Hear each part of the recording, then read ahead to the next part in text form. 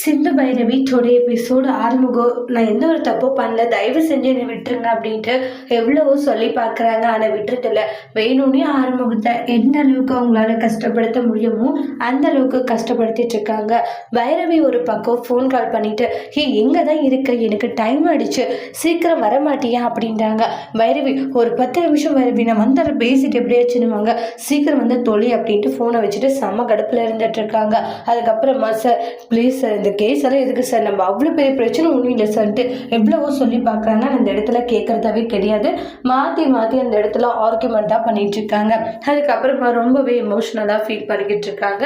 அதுக்கப்புறமா வந்து டேய் இதை செக் பண்ணுறா அப்படின்னுவாங்க. என்னது இது குடிச்சிருக்கேன்னு கண்டுபிடிக்கணும்ல, இதில் ஊதுன்னுவாங்க. சார் நான் உண்மையிலேயே குடிக்கல சார், இப்போ ஊத போறியா இல்லையா அப்படின்றாங்க.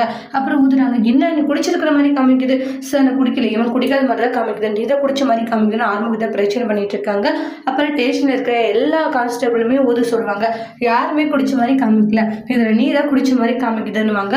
அப்போ ஆறுமுகத்துக்கு ரொம்பவே குழப்பமா இருக்கு. சார் என்ன சார் நடக்குதுங்க, உண்மையிலே நான் குடிக்கல சார் அப்படின்ட்டு ரொம்பவே ஃபீல் பண்ணி எமோஷ்னலா பேசிட்டு இருக்காங்க. ஆனால் அந்த இடத்துல கேட்காம மாற்றி மாற்றி பிரச்சனையாக கொடுத்துட்டு இருக்காங்க. ஆறுமுகத்துக்கு குடிச்சிருக்கானுவாங்க. மறுபடியும் பைரவி கால் பண்ணுறாங்க.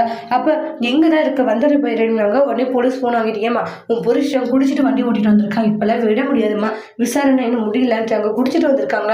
ஆமாம்மா உன் புருஷன்கிட்டே பேசணுவாங்க. ஏய் குடிச்சிட்டு போனியான்றாங்க. பைரவி அவங்க தான் இது சொல்லிட்டு இருக்காங்கன்னா உண்மையாவே நான் குடிக்கல பைரவி, இங்கே என்ன நடக்குதுன்னு எனக்கு தெரியலன்றாங்க. இங்கே பாரு ஒழுங்காக வந்துடு அப்படின்னு சொல்லிட்டு கோவமாக ஃபோனை வச்சுருவாங்க திட்டிட்டு. அப்போ ரொம்ப ஃபீல் பண்ணுறாங்க. அப்போ எங்கள் மிஷின் என்னை போய் காமிக்குதான்றாங்க. சார் ஏதோ தப்பு நடக்குது, என்ன தப்பு நடக்குது உக்காடுறா அப்படின்னுவாங்க. அப்புறம் ஸ்டேஷனில் வந்து எதோ பண்ணிக்கிட்டு இருக்காங்க. தண்ணி எல்லாம் வெளியே எடுத்துகிட்டு போய் சேஞ்ச் பண்ணுறது மாதிரி ஒவ்வொன்றுமே அவங்க மாற்றிட்டு இருக்காங்க. இங்கே என்ன நடக்குது, ஏதோ தப்பாக நடக்கிற மாதிரி இருக்குன்ட்டு ஆறுமுகம் ரொம்பவே கன்ஃபியூஷனில் இருந்துட்டு இருக்காங்க.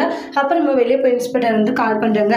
என்னாச்சு சார், அவனை ரொம்ப நாங்கள் வச்சு படுத்திட்டு இருக்கோம் சார், அந்த அளவுக்கு ஃபீல் பண்ணுறான், என்ன பண்ணுவீங்களோ எது பண்ணுவீங்களோ தெரியாது, அவனை ரொம்ப டார்ச்சர் பண்ணிடணும், காலையில் வரைக்கும் அவனை போட்டு படுத்து எடுத்துடணும், அதெல்லாம் பார்த்துக்கலாம் சார்ன்றாங்க. சரி ஓகேனுவாங்க.